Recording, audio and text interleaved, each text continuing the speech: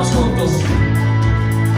Las cadenas de la muerte me quitó. Para mí ya no hay condenación, hay libertad.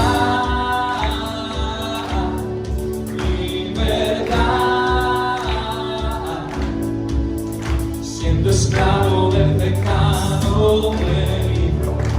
En la cruz compró mi redención. Hay libertad, libertad. Rompió mis cadenas, me dio vida nueva y al fondo del mar echó mi maldad. Lavó mis pecados y me ha perdonado. Solo en el nombre de Jesús hay libertad. Aleluya. Hay libertad. Hay libertad. Cristo Jesús. Proclamo que en la cruz por mí murió y cambió mi duro corazón por libertad. Libertad. El poder de su evangelio me salvó y no me avergüenzo del Señor. Mi libertad, libertad. Cantamos el coro. Rompió mis cadenas, me dio vida y al fondo del mar echó mi mal. Aleluya. Lavó mis pecados y me ha perdonado. Solo en el nombre de Jesús. Aleluya. Al que el Hijo hace libre, sí Señor, es libre, es verdad. Al que el Hijo hace libre,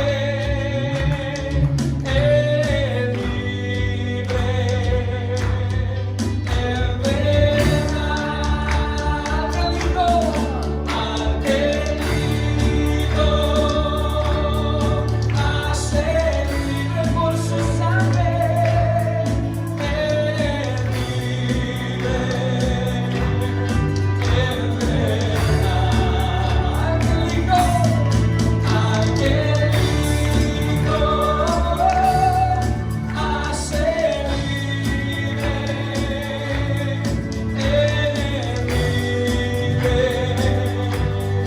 es verdad. Cantamos juntos, vamos. Rompió mis cadenas, me dio vida nueva y al fondo del mar echó mi maldad. Mis pecados y me ha perdonado. Solo en el nombre de Jesús. Rompió mis cadenas, me dio vida nueva y al fondo del mar echó mi maldad. Lavó mis pecados y me ha perdonado. Solo en el nombre de Jesús hay libertad.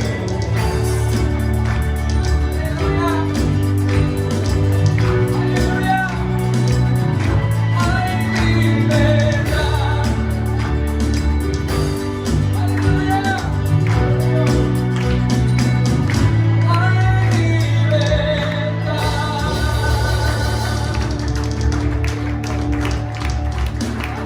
Aleluya. Y que se escuche la iglesia. Muy bien.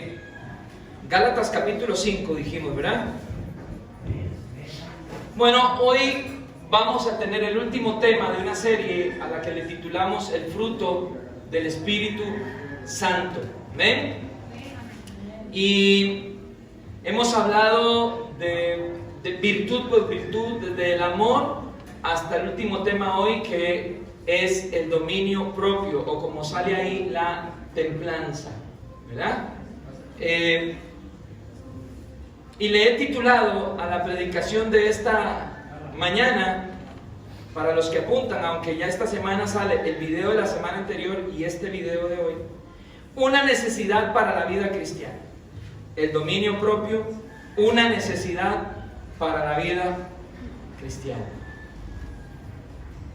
Esta virtud de la que vamos a estar hablando hoy tiene muchísimas implicaciones. El tener control de uno mismo, el dominio propio. Y Gálatas capítulo 5, si lo tenemos acá, siempre leemos como desde el 22, pero para poder entender bien sus implicaciones, vamos a leerlo desde el versículo 17. A ver, todos, Gálatas capítulo 5, versículo 17. Me dicen amén cuando ya lo tienen, por favor.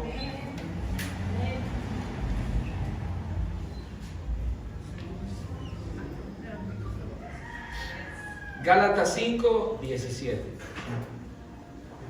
¿Lo tenemos?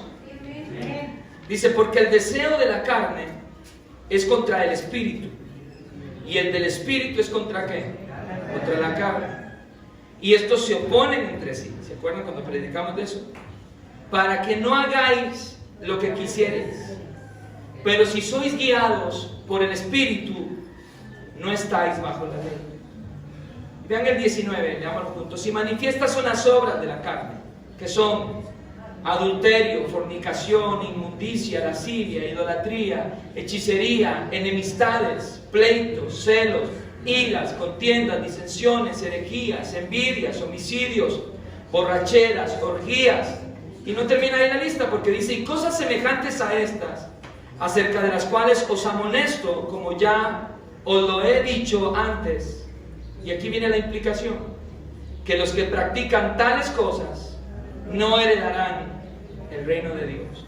Mas el fruto del Espíritu es amor, gozo, paz, paciencia, benignidad, bondad, fe, ¿qué más? Mansedumbre y templanza. Contra tales cosas no hay ley.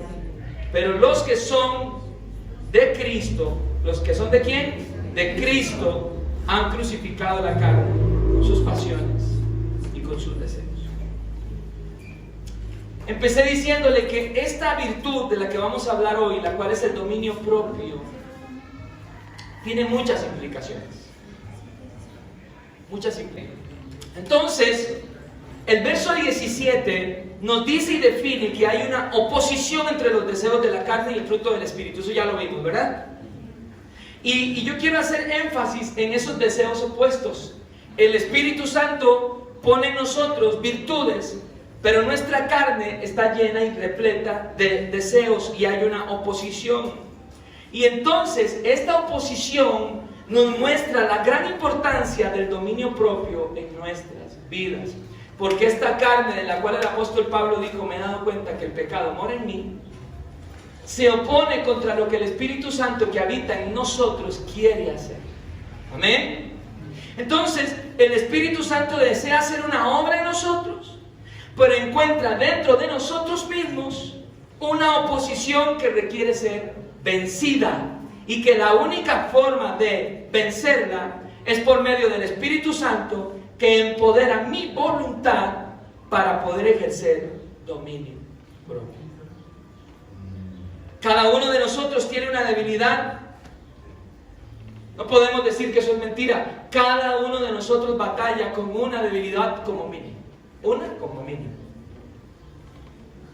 Cada uno de nosotros. Puede ser el carácter, puede ser la comida, puede ser la pereza, puede ser la ira, puede ser la sexualidad, pueden ser pasiones que se nos quieren salir de las manos. Cada uno de nosotros tiene una debilidad como mínimo con la que hemos luchado y con la que tendremos que seguir luchando. Usted lo sabe, yo lo sé, Dios lo sabe y Satanás también lo sabe. Pero al final del verso 17, Pablo hace énfasis en ese conflicto. Mire el versículo 17 de Gálatas 5. Al final de ese versículo dice, porque el deseo de la carne es contra el espíritu y el deseo del espíritu es contra la carne, ¿cierto? Pero mire lo que dice, y estos se oponen entre sí, y aquí está el conflicto, para que no hagáis lo que quisierais. Es que no podemos leer este versículo 17 así y pasar al 18, porque el conflicto es tal que realmente nosotros vamos a terminar haciendo no lo que queremos o lo que debemos. Y es algo a lo que debemos prestar atención, porque debido a esa oposición no podemos hacer lo que deseamos realmente hacer. Entonces algo tendrá que ocurrir para que nosotros podamos hacer lo que Dios quiere que nosotros hagamos. Algo tiene que suceder en nuestro interior para que realmente hagamos lo que el Señor quiere que hagamos, o lo que Él nos mandó a nosotros hacer. Pero para yo poder hacer lo que debo hacer, yo requiero el poder de Dios. Porque esta carne no está habilitada para hacer lo que Dios quiere que haga. Esta carne no está lista para eso. Y necesito el poder de Dios. ¿Cuántos dicen amén? Amén. Pero mire, todavía quiero ampliar este panorama más, porque si agrupamos estas obras de la carne, las que Pablo habla, podríamos hacerlo de la siguiente manera si las agrupamos en 4 grupos. Bajo la sexualidad humana está la inmoralidad, la impureza en el versículo 19 y las orgías en el versículo 21. Cuando hablamos de la espiritualidad humana, entra la idolatría, la hechicería y la herejía. Cuando nosotros hablamos del desenfreno del cuerpo, entran las borracheras. Y cuando hablamos bajo las emociones humanas, que ahí entramos todos, están las enemistades, los pleitos, los celos, los enojos, las rivalidades, las disensiones o divisiones y las envidias. Los he categorizado en 4 grupos. ¿La última cómo? ¿La última cuál era? Las emociones humanas. Sí. Y ahí están las enemistades, los pleitos, los celos, ¿qué más? Los enojos, las rivalidades, las disensiones o divisiones y las envidias. Cuando acabamos de hablar de estos 4 grupos, hermano, que batallan en nuestra carne, después de analizar esto, podríamos decir que nada de esto puede ser conquistado sin dominio propio. Nada. Todas las obras de la carne que vemos, como la inmoralidad o la impureza, están en la misma lista que los celos, la envidia y el orgullo. Pesan igual. Porque usted y yo requerimos poder de Dios para vencer una como para vencer la otra. Pero la pregunta de hoy entonces, para entrar de lleno al tema, es cómo podemos definir qué es el dominio propio. Realmente, ¿qué es dominio propio? ¿Cómo podemos definir nosotros qué es el dominio propio? Bueno, puse una pequeña frase, aunque va a quedar en el video, la voy a decir despacio. ¿Qué es el dominio propio, hermanos? Es la capacidad de controlar nuestras emociones. Es la capacidad de controlar nuestras emociones. ¿Amén? Nuestros pensamientos, nuestras acciones. Habiendo sido nosotros empoderados por el Espíritu Santo para complacer a Dios en todas las áreas del diario vivir. Eso es el dominio propio. Y se lo repito, es la capacidad de controlar nuestras emociones, nuestros pensamientos, nuestras acciones, habiendo sido ya empoderados por el Espíritu Santo para complacer a Dios en todas las áreas del diario vivir. El dominio propio podríamos decir que es el freno de nuestras tentaciones. Y estas tentaciones ejercen un poder seductor en nuestras mentes y en nuestros corazones. Hay primero un poder de atracción y van a requerir el dominio propio para ser detenidas. La manera como la tentación opera es que ella captura nuestra mente. Cualquier cosa de los deseos de la carne que están escritos en Gálatas capítulo 5, primero inicia como una tentación, hermanos, que captura nuestra mente. La batalla del ser humano y del cristiano está en su mente. Si perdemos la batalla en nuestra mente, en nuestras acciones se va a ver reflejado si vencimos o si perdimos y fracasamos en nuestra mente. Y cuando la tentación captura nuestra mente, entretiene nuestra mente. Usted empieza a pensar, nadie lo sabe, pero como decimos, su mente está maquinando una idea, un pecado, una tentación, está maquinando nuestra mente. La entretiene, y en ese momento la mente, cuando es entretenida, viene el problema, es alejada de Dios. Ahora miren, quiero que me observe y que me escuche. La mente primero es capturada. luego la mente es entretenida y luego la mente se aleja de Dios. ¿Está conmigo esta mañana? Y con el tiempo la tentación no solo aleja tu mente de Dios, sino que aleja tu vida de Dios. El propósito del enemigo, hermano, es ese: alejar nuestra vida de Dios.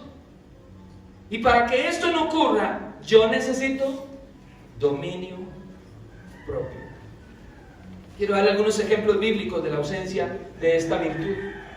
Y si nos vamos bien atrás, tenemos que poner como ejemplo a Adán y a Eva. ¿Se acuerdan cuando el Señor les dijo no coman? Pero esto sucedió cuando Eva vio que el árbol era bueno para comer y que el fruto era agradable y atractivo, y adicional a ese fruto que era bueno también para alcanzar sabiduría.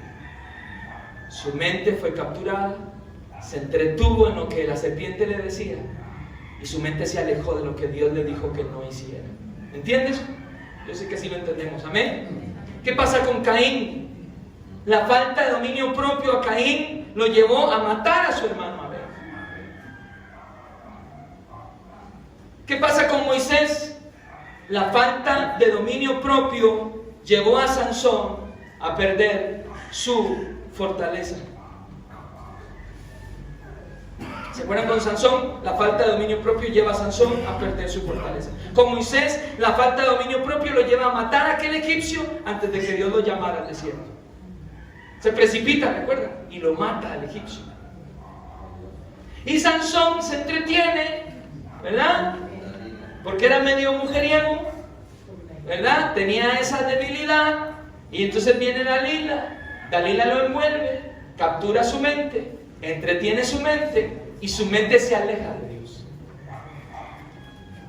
¿Qué vemos con Salomón? La falta de dominio propio llevó a este hombre a ser un harén de 1000 mujeres. Hermano, 1000 mujeres. Con costos podemos comunes. Y ese hombre tenía 1000. 1000 mujeres. ¿Se puede imaginar tener 1000 mujeres? No, sí, tenía que tener buen dinero. Obviamente que sí. Esta virtud, hermano, es tan increíble que anterior a los tiempos de Cristo, ya filósofos griegos habían pensado y considerado la necesidad del dominio propio. Aristóteles, 300 y tantos años antes de Cristo, dijo: el hombre que no se restringe a sí mismo hace cosas que él sabe que son malvadas, bajo la influencia de sus pasiones, mientras que el hombre que tiene dominio propio, escuchen, dominio propio, dijo Aristóteles, conociendo que sus deseos son malvados, rehúsa seguirlos basado en sus principios. Ya hablaban de eso antes de Cristo. Y quiero afirmar de nuevo, como lo hice en las otras virtudes, que el dominio propio no es algo que esté en nosotros, hermano. Tenemos que ser honestos. No es algo que esté en nosotros, por lo que necesito cultivarlo, como cultivo el amor, el gozo, la benignidad y la bondad y la mansedumbre. Necesito cultivarlo igual en una vida de obediencia al Señor. Y diciendo eso, la segunda pregunta es: ¿cómo cultivo entonces el dominio propio? ¿Cómo hago para que el dominio propio esté en mi vida? ¿Cómo puedo yo hacer eso? Y esta virtud, como las demás, necesita un terreno fértil para ser cultivado, y ese terreno es nuestro corazón y nuestra mente. Hermano, el dominio propio no va a crecer en un terreno que no es fértil. No va a crecer. El dominio propio no va a crecer en un corazón egoísta. Un corazón que siempre quiere hacer lo que él quiere. ¿Está conmigo? El dominio propio jamás va a crecer en una mente alimentada por la sensualidad. Jamás. El dominio propio jamás va a crecer en una mente alimentada por la sensualidad de nuestros días, en la televisión, en las redes sociales, en los periódicos, porque lo que entra por mi mente debilita o fortalece el dominio propio. El dominio propio jamás va a crecer en un corazón orgulloso que insiste en ir en una dirección que él entiende que es correcta, aunque Dios entiende y le haya hecho ver que es en otra dirección. Los jueves estamos hablando de una serie de las decisiones, hermano. Y hay caminos que al hombre le parecen derechos, pero su fin es muerte. Pero ¿sabe qué es lo que nos lleva a ir por un camino que no es el que el Señor nos ha trazado? Nuestro orgullo. Hermano, miren, tenemos que vernos en un espejo, muchachos, hombres, mujeres. Tenemos que analizar nuestro orgullo. Todos tenemos una cuota de orgullo en nuestras vidas. Amén. ¿Sabe dónde el dominio propio encuentra facilidad para crecer? En una vida que ha sido rendida completamente al señorío de Cristo. Yo abajo, tirado a 1 centímetro del piso, con la cara hacia el piso, diciéndole: Señor, lo que tú digas. El dominio propio es algo que yo no tengo y Dios tiene que dármelo. Aún así hay cosas que me tocan a mí hacer. Amén. Vamos conmigo a Proverbios capítulo 4. Proverbios 4. ¿Lo tiene? Proverbios 4, versículo 23.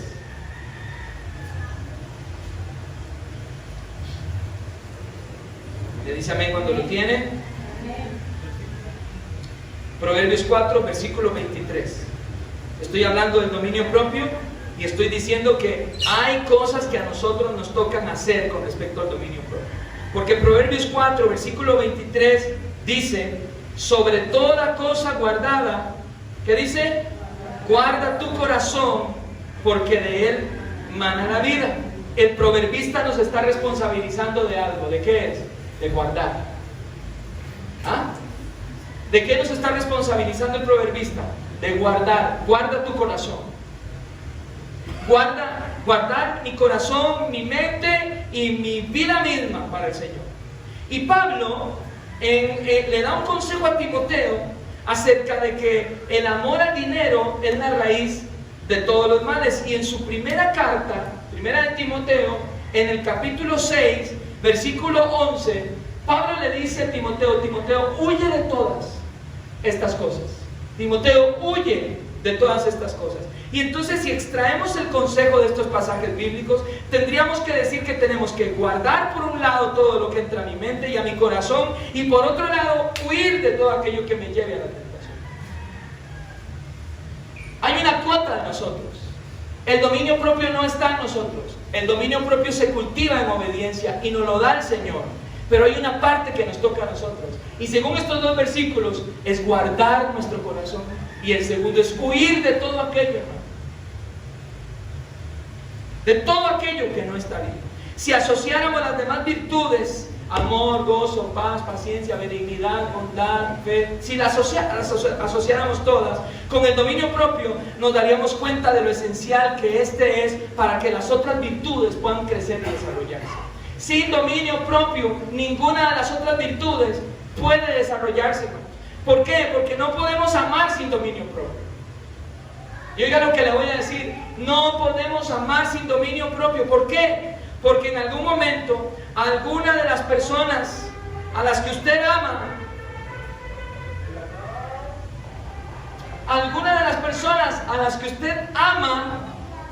van a hacer algo que en algún momento lo lleve a usted y a mí a pensar: esa persona no es digna de mi amor. Usted los ama y ellos lo aman, pero en el momento en el que ellos hagan algo que usted diga: ellos no son dignos de mi amor, yo voy a tener que ejercer dominio propio para continuar amándolos, porque eso es lo que Dios me manda a hacer. Por eso le digo, hermano, el fruto del amor no puede crecer en mi corazón si yo lo desligo del dominio propio. Porque un día la gente que yo amo o que dice amarme, puede ser que me trate mal o que diga algo que dañe mi corazón, y aún así yo debo decidir amándolos, seguir amándolos. Y eso es dominio propio. Es hacer lo correcto, lo que debo de hacer, lo que la palabra de Dios dice. El gozo sin dominio propio posiblemente se convierte en una algarabía sin freno, pero no es gozo. Sin dominio propio, hermano, no puedo ejercer paciencia, porque en algún momento se me va a agotar con las acciones de otro. Y ocupo para ello dominio propio. Cuando alguien está abusando de nuestra benignidad y de nuestra bondad, voy a tener que ejercer dominio propio para hacerle saber que así no son las cosas. Necesito dominio propio para permanecer fiel, hermanos, aunque mi alma a veces no quiera. Necesito dominio propio. Y sin dominio propio, la mansedumbre, como decimos, se cae de la mata, hermanos. Necesito tener dominio propio. Que todos necesitamos que el Espíritu de Dios haga una obra completa en nuestra vida. Usted no puede pensar que viniendo a la iglesia, hermano, allá, que leyendo a la iglesia, comprándose un libro y escuchando algunos videos de YouTube, usted ya está bien con Dios. No, hermano. Es una relación diaria de humillación y obediencia delante de Dios. Porque esta carne lo que quiere es pleito. Esta carne lo que quiere es que le den gusto. Esta carne lo que quiere, hermano, es sentirse bien, es dejar salir todas sus pasiones. Pero el Espíritu Santo de Dios está en nosotros para que el carácter de Cristo esté en nosotros.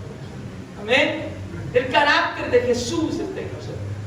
¿Cuántos dan gloria a Dios por Cristo Jesús? Y ahora entiendo por qué Pablo dijo, pero gracias a Dios por Jesucristo. Entonces, hermano, Pablo le enseña a Timoteo que aunque tenga un gran peso sobre sus hombros y grandes tentaciones, Dios ha puesto dentro de él un poder, y ese poder no es un poder de cobardía.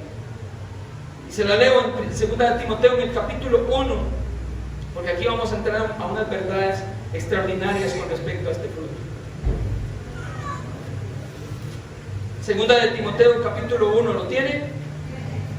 En el versículo 7, el Señor le dice a Timoteo: por tanto, Timoteo, ¿qué dice?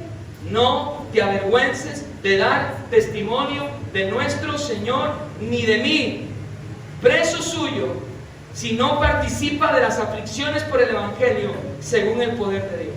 Pablo no le dijo a Timoteo solo que tenía un poder, hermanos. No le dijo solo eso, sino que también le dijo que tenía dominio propio. Y Pablo sabía que ese poder que tenemos sin dominio propio no nos serviría para mucho. Hermanos, sería altamente destructivo. Necesitamos que el poder que Dios nos ha dado, que reside en nosotros, sea usado en la dirección de los propósitos de Dios. Un poder fuera de control no me permite a mí llevar a cabo aquello por lo cual se me dio ese poder. Segunda de Timoteo 1:7. Segunda de Timoteo 1:7.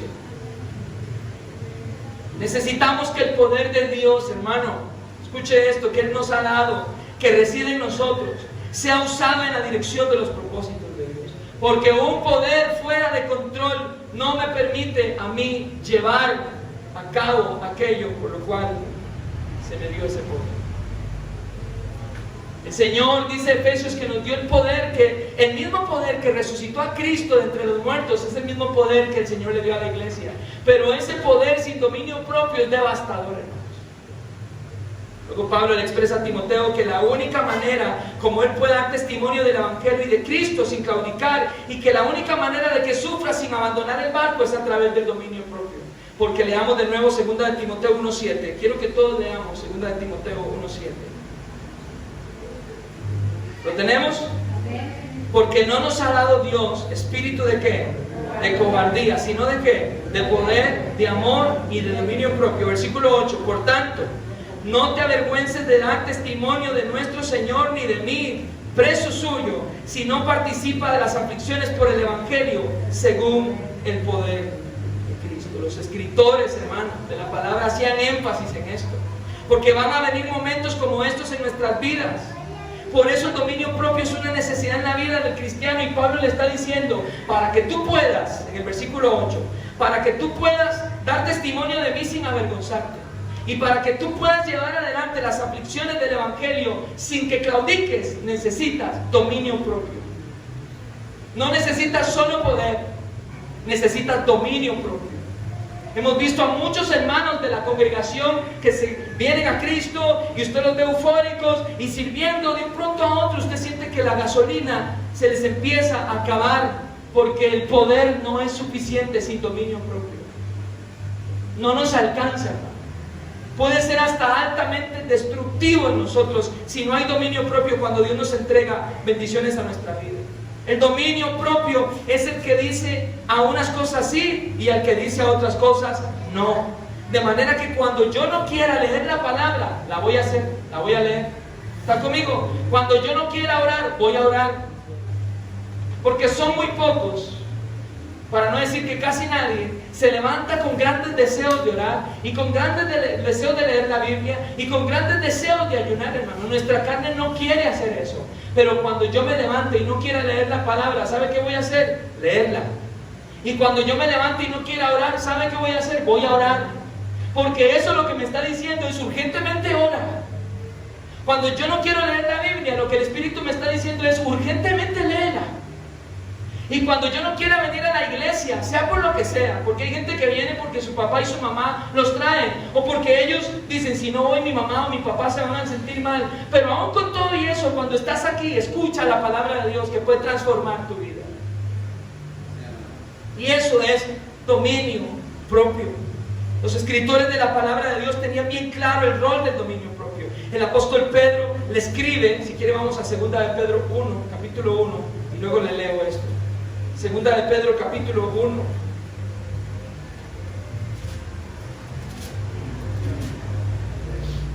Segunda de Pedro capítulo 1.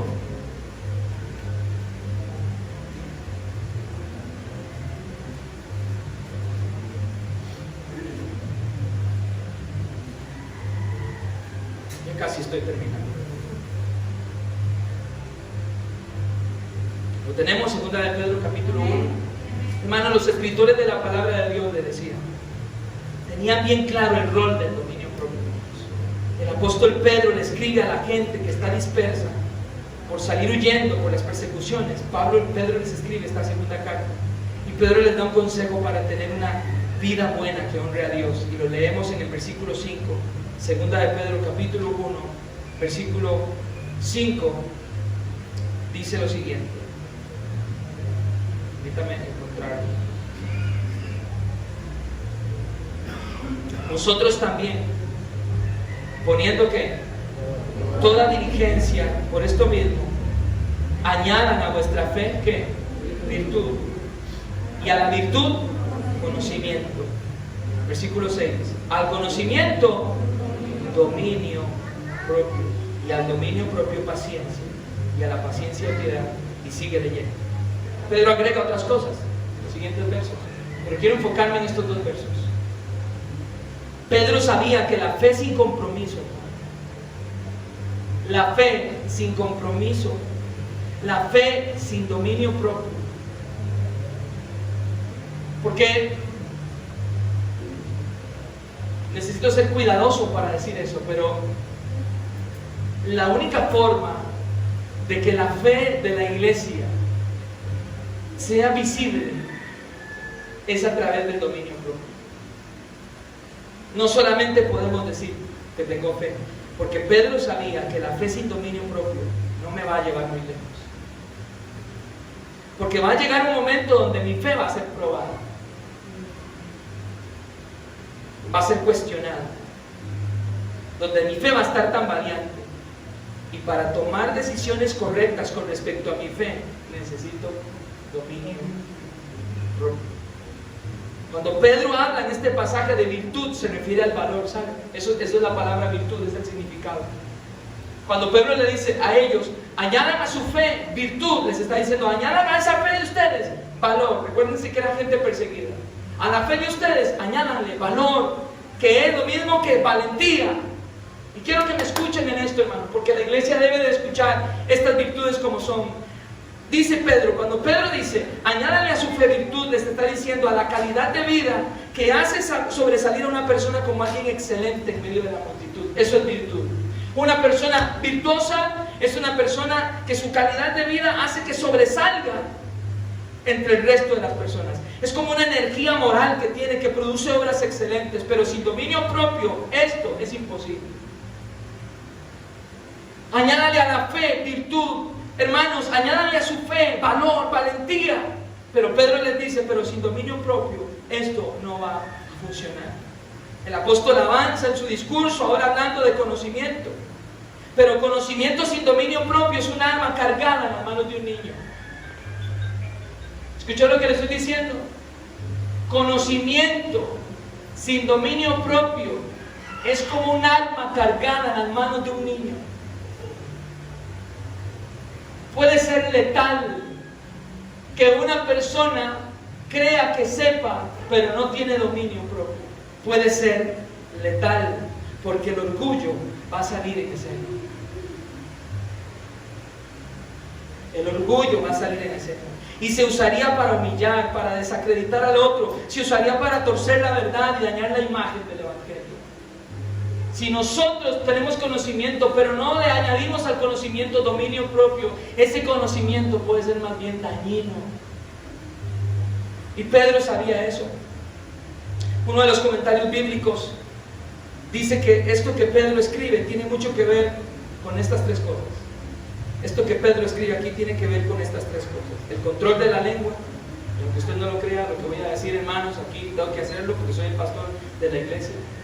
El consumo de alimentos y los deseos sexuales. Estoy hablando de dominio propio. Y es interesante porque ambas cosas vienen de la misma naturaleza caída.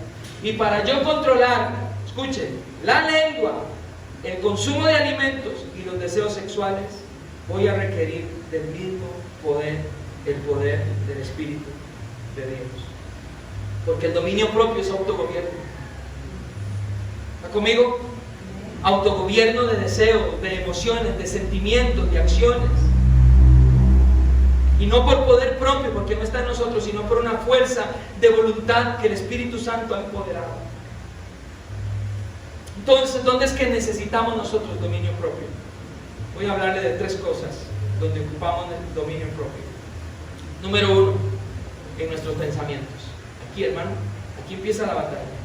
Todas las obras de la carne descritas en Gálatas por el apóstol Pablo comenzaron con un pensamiento. Todas. Y es en nuestra mente donde se cocinan todas las acciones. La pregunta es, ¿cómo yo cultivo entonces dominio propio en mis pensamientos? Bueno, Pablo lo dice en Filipenses. Lo tiene escrito perfectamente para que nosotros podamos hacerlo en el versículo 8, capítulo 4, versículo 8 de Filipenses. ¿Cómo yo cultivo dominio propio en estos pensamientos míos? ¿Cómo lo hago? ¿Cómo cultivo dominio? ¿Cómo aprendo a que estos pensamientos míos tengan control y no se desubiquen? ¿Cómo lo hago? Pablo lo dice en Filipenses capítulo 4. ¿Lo tiene conmigo? Verso 8. ¿Y qué dice? ¿Lo leemos? Por lo demás, hermanos, todo lo que es verdadero, ¿lo tiene conmigo? Todo lo que es honesto, todo lo que es justo, todo lo puro, todo lo amable, todo lo que es de buen nombre, si hay virtud alguna en eso, si hay algo digno de alabanza, en esto pensad. Así lo dice Pablo. Yo necesito dominio propio en mis pensamientos. Y Pablo dice que el dominio propio, si queremos ejercer dominio propio en nuestros pensamientos, este es el consejo del apóstol Pablo, porque la mente es la torre de control que te facilita despegar y volar libremente o estrellarte en el aterrizaje. Esta es la torre de control. Yo necesito tener control en mis pensamientos, porque mis pensamientos normalmente están siendo amenazados por un montón de cosas, hermano. Cada acción va a estar precedida por un pensamiento. Cada acción. Necesito tener dominio propio en mis pensamientos. Número 2, necesito tener dominio propio en mis emociones. Y vamos a Proverbios en el capítulo 29, o Proverbios 29, como usted lo quiera decir.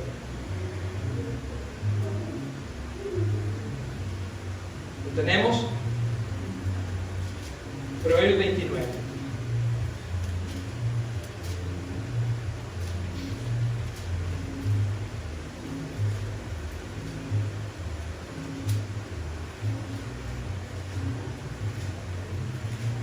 Proverbios 29, versículo 11.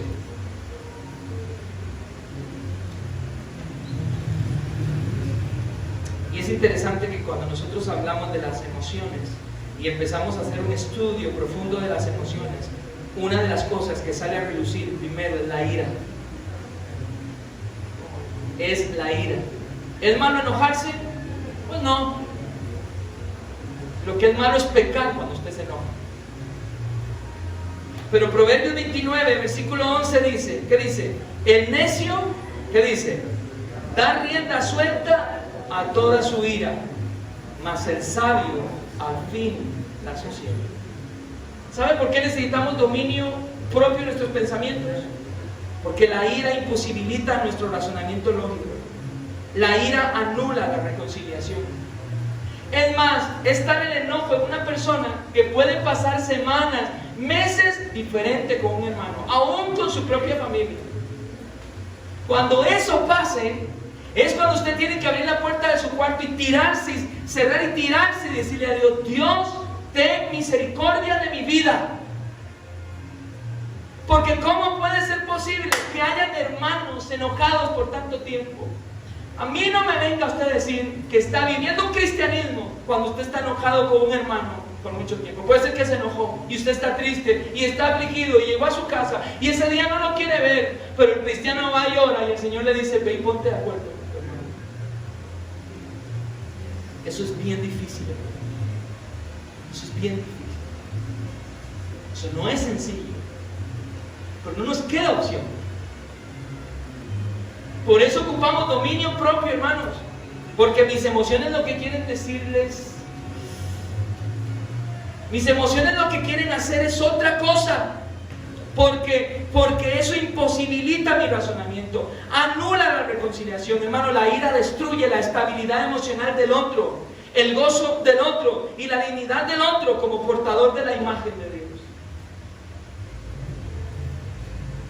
Cuando usted se enoja con un hermano, se enoja de tal forma que usted lo empieza a ignorar, lo empieza a dejar de saludar, lo empieza a apartar. Hermano, le voy a leer un versículo que nos pone los pelos de punta. Y está en Mateo capítulo 5. Lo vamos a leer todos juntitos. En Mateo capítulo 5, en el versículo 21. Rápido, si usted tiene algo con un hermano, rápido, búsquelo. Rápido, búsquelo. Y dígale lo que está sintiendo. Rápido. Porque Mateo capítulo 5, versículo 21, perdón. Mateo 5, versículo 21, dice lo siguiente: ¿oísteis que fue dicho? ¿Quién está hablando ahí? ¿Quién? Jesús. Ustedes oyeron que se dijo a los antiguos: no matarás, y cualquiera que matare será culpable de juicio. Pero miren, hermanos, como el Señor eleva las cosas. Pero yo os digo, porque dice la Biblia que toda la escritura está inspirada por Dios, ¿no? Ok, esto que vamos a leer es una inspiración divina. Cuando nosotros abremos la Biblia, el Señor está aquí, hermanos. Amén. Y dice: pero yo os digo que cualquiera que se enoje contra su hermano, Santo Padre bendito, que cualquiera que se enoje contra su hermano será culpable de juicio.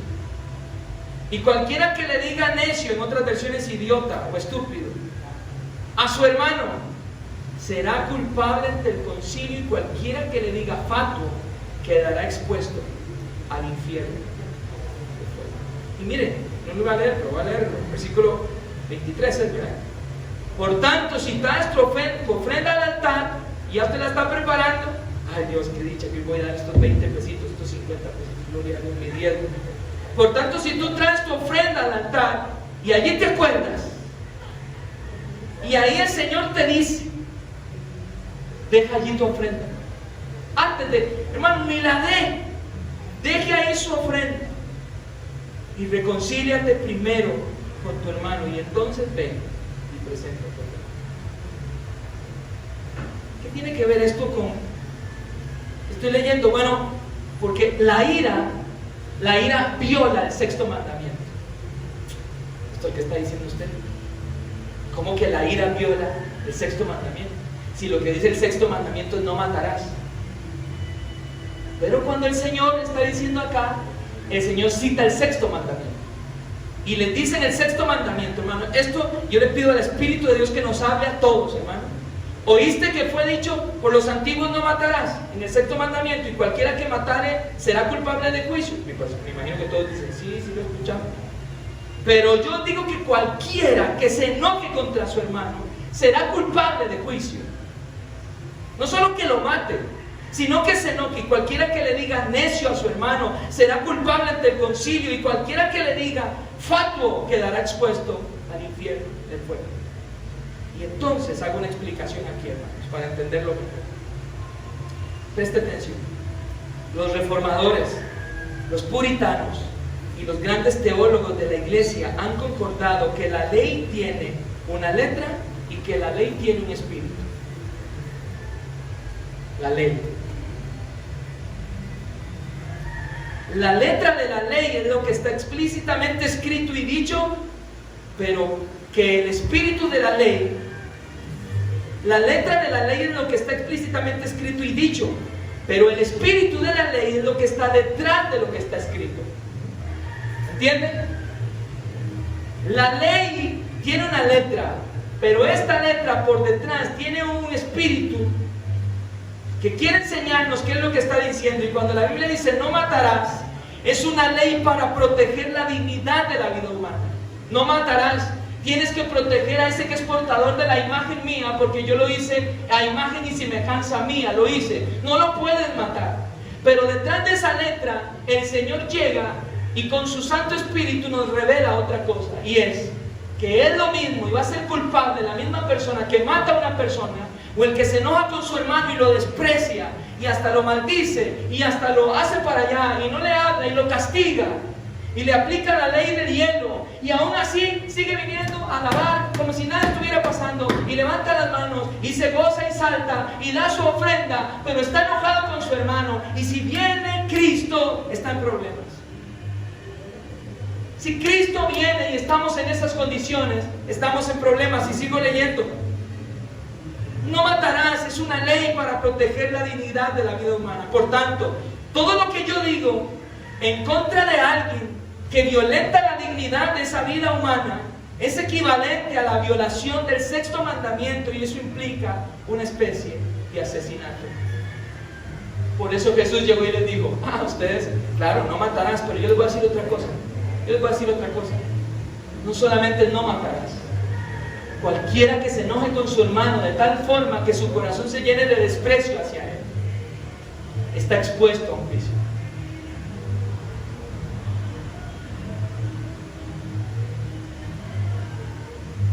Amén. Y el tercer punto es nuestra sexualidad. Necesitamos dominio propio en nuestra sexualidad. En una encuesta de personas mayores, quiero leer esto ahorita. Esas personas mayores, jóvenes, para los que están aquí, vean lo que dicen en una encuesta, señores. En una encuesta de personas mayores, ellos dan gracias por no haber nacido en esta generación joven y haber nacido en otra más atrás. Dan gracias. Las personas mayores dicen: damos gracias a Dios por no haber nacido en la generación en la que están estos muchachos de hoy. Y ellos dicen: no es porque la condenen o la juzguen, sino porque Dios nos libró de enfrentarnos a tentaciones que esta generación tiene y que nosotros nunca tuvimos. Dicen los señores mayores. Y luego afirman: porque esta generación se está enfrentando a imágenes, a sonidos sensuales, capaces de estimular el sensorio a niveles nunca antes imaginados. De manera que hay una necesidad continua de ejercer control.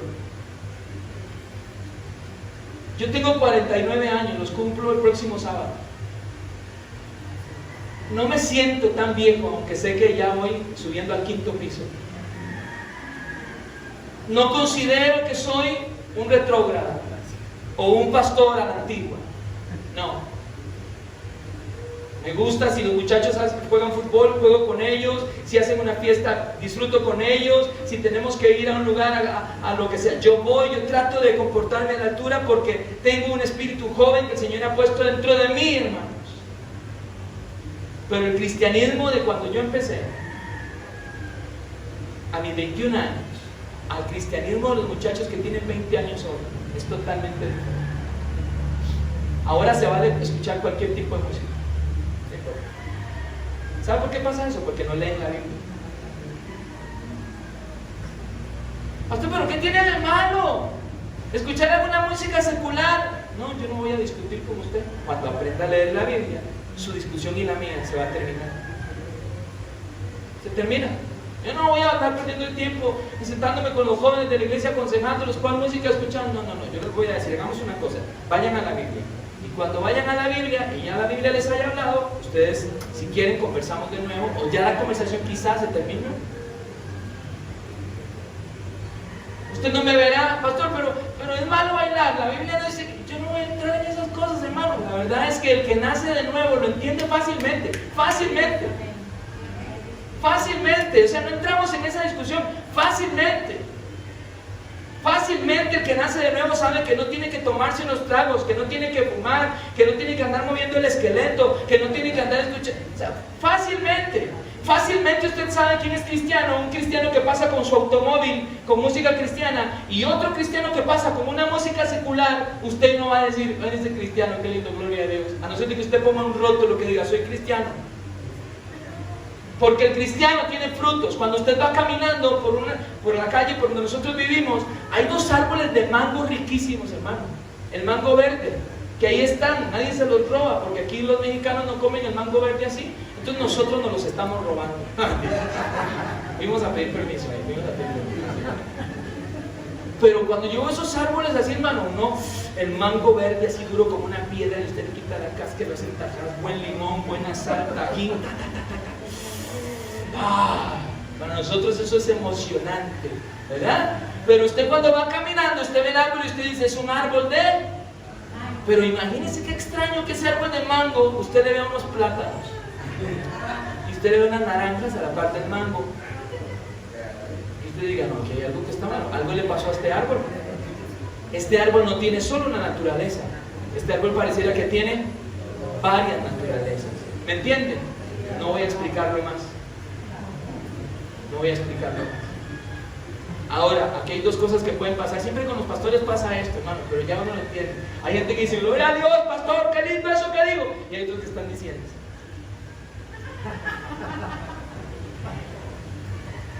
¿Sabe por qué se los digo? Porque yo también lo hice cuando estaba joven. Sí, pero que Dios lo perdone, hermano. Vamos a Santiago, en el capítulo... Quiero que sepa que mis hijos no son perfectos al respecto. Nunca cometa el error de pensar que ellos, por ser hijos de un pastor, ayer que estuve hablando con un hermano que me recordó eso y me bendijo mucho, no piense que ellos son diferentes a los jóvenes que están sentados aquí. No tienen nada de diferentes. No es que yo soy el pastor y ellos son pastorcitos. No, ellos no son muchachos jóvenes con las mismas necesidades de los jóvenes que están sentados en este lugar, sus mismas luchas, sus mismas batallas. Y a veces a los papás y a los pastores también les dan ganas de zafarse, aunque tengan 20 años y a veces. Porque ellos están en sus mismas luchas, las mismas luchas que enfrentan ustedes, que enfrento yo. Pero también tenemos que aplicar la palabra de Dios con ellos. Un día a ellos les va a tocar decidir, a ellos voluntariamente por Cristo. Aquí está Samuel y su esposa, con sus 2 hijos. Están dando un ejemplo, pero no es responsabilidad de ellos. Ellos están haciendo su parte, pero le toca a sus hijos decidirse por Cristo. Aquí está José Luis y está Marta, y están sus hijas, pero un día ellas delante de Dios van a tener que decir: Señor, tú eres mi Señor, me arrepiento de todos mis pecados, voluntariamente yo decido seguirte. Y usted lo va viendo conforme va creciendo. Cristianos, hombres y mujeres de Dios que han entregado su vida al Evangelio y un día sus hijos decidieron ya no seguirlo más. ¿Sabe por qué? Porque Dios no tiene nietos, tiene hijos. Y no es que los papás vienen y sus hijos automáticamente algo les sucede y es cauterizado el pecado en sus corazones. No, se van a enfrentar a esa decisión un día. Y sus papás les dijeron: hay que orar, hay que ir a la iglesia, hay que leer la palabra. Mira si Cristo, qué lindo todo lo que hizo por nosotros. Sí, sí. Y a veces Dios hace con nosotros los papás cosas tan extraordinarias, hermano, y los hijos están viendo. Qué lindo lo que Dios hizo con mi papá, qué bendición. Y ellos salen beneficiados. Pero un día ellos tienen que disfrutar el Evangelio. Un día les toca a ellos. Un día le tocará a sus hijos. nosotros hagamos el esfuerzo por presentarles y mostrarles a Cristo. Pero es lo más que podemos hacer. Porque la conversión de una persona es individual y es un milagro. Como le pasó a usted y como me pasó a mí. Amén. Necesitamos entonces dominio propio en la sexualidad humana. Esta sexualidad humana quiere que se le dé rienda suelta. Esta sexualidad humana nos traiciona, quiere que veamos pornografía, empuja a la gente a la masturbación, al sexo ilícito. Hermano, los antros están llenos de jóvenes, llenos, porque se vive una vida loca a esa edad. A esa edad nuestras hormonas están en manifestaciones y en huelgas y atentados internos todos los días. Cuando el Señor nos dice no, pero las hormonas hacen huelga, hermano, y se ponen antimotines, y dentro de nosotros las hormonas están luchando y a veces ganan la batalla. Y por eso yo tengo que venir a Cristo, porque todo tiene su tiempo. La sexualidad tiene su tiempo. La sexualidad está reservada para que un día, con esa persona que Dios reservó para mi vida, yo vaya al altar. Pero ya eso es una tontería en nuestra sociedad. Eso es algo anticuado en nuestra sociedad. Es desechable eso ya no importa. Ahora lo que importa es que no. Además, venía escuchando un día, le decía a mi esposa un programa donde la muchacha decía, porque no logro encontrar una emisora cristiana porque no las hay, y entonces venía escuchando noticias y hay una mujer que le dan el pase para tener un programa que no me acuerdo, y ella le decía a las mujeres: chicas, prueben todo lo que puedan, todo tipo de diferentes hombres en relaciones sanas, para que entonces cuando ustedes se van a casar, ustedes sepan qué es lo que ustedes quieren. ¿Entienden? Eso, a lo que las está empujando, a una violación. Mire lo que acaba de pasar con estas chicas que están encontrando muertas y asesinadas por todo lado, porque ahora las fiestas es todo mover el esqueleto, fumarnos algo, tomarnos algo. Entre más se tome y más se inhale cocaína, la persona logra controlar su borrachera y su sexualidad y su placer se aumenta. Eso es lo que el mundo está ofreciendo, es como un gancho. Y aleja a la persona de Cristo, y la aleja de Cristo, y la aleja de Cristo. ¿Saben? Muchachos que conocieron el Evangelio, no estoy diciendo que nacieron de nuevo, que conocieron el Evangelio con sus padres, están en esas fiestas hoy en día. Porque no vale solo con conocer, hay que nacer de nuevo. Tiene que haber una transformación en la vida de nosotros. Por eso, hermano, cuando usted esté en un lugar y le digan, ¿qué? Nos echamos unos, a pasarla aquí tranquilos con el atardecer, nos comemos algo, hermano, diga no. No porque soy una nueva criatura. No, mira, te agradezco, mi amigo, qué lindo. Es más, hermano, mire, yo critico lo de la Coca-Cola, pero entonces tómese una Coca ahí. Tómese una Coca-Cola. Yo no estoy diciendo que tomarse una Coca-Cola de vez en cuando sea malo, lo que estoy diciendo es tomarse una Coca-Cola todos los días. Diga no. Y entonces usted la primera vez dijo no. Dios, qué lindo. ¿Sabe qué está haciendo? Cultivando el dominio propio. Entonces viene la segunda vez y usted ve el botellón ahí que le ponen, ¿verdad? Y que el hielito y todo el asunto. Y la segunda vez usted dice no. Y usted está cultivando el dominio propio hasta que llega un momento. Usted no tiene ni que esforzarse, por eso usted dice no. Porque nací de nuevo, porque soy una nueva criatura. Entonces ahí sí la gente no va a ver solo un árbol de mangos, de naranjas y de plátanos en el mismo árbol. Va a haber un árbol con un solo fruto. ¿Amén? Y para ir terminando, necesitamos dominio propio en algo que solamente un milagro puede suceder. Adivine de qué le voy a hablar en Santiago 3. Necesitamos dominio propio en la lengua. Ay, ay, ay. Santiago 3. Ya me he tardado muchísimo, hermano. Ya llevo 50 minutos predicando.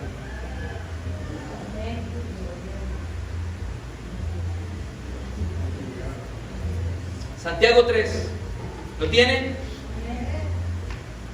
Si nos vaya a enfriar el pozole,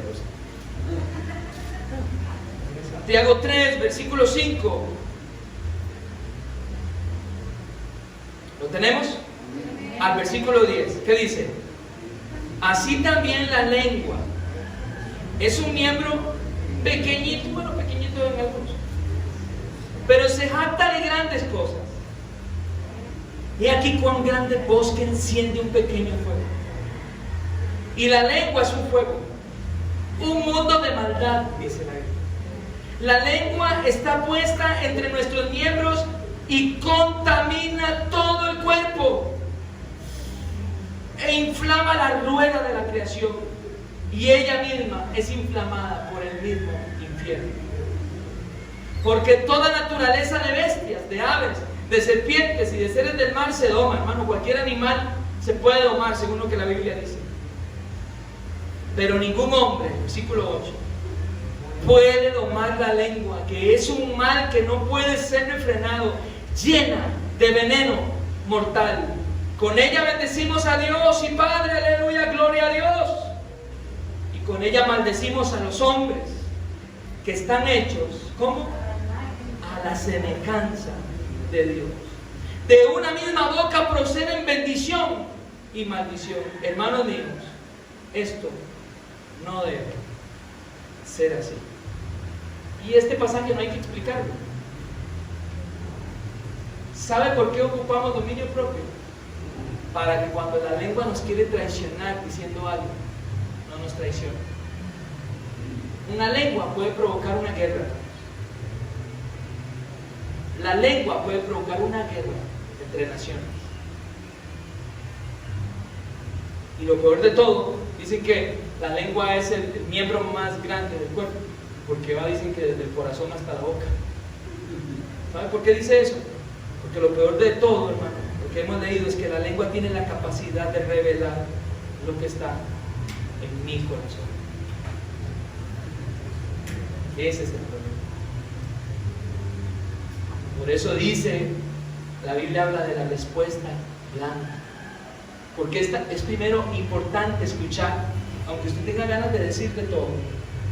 Y ya después de que usted escuchó, dice la Biblia que la blanda respuesta aplaca la ira.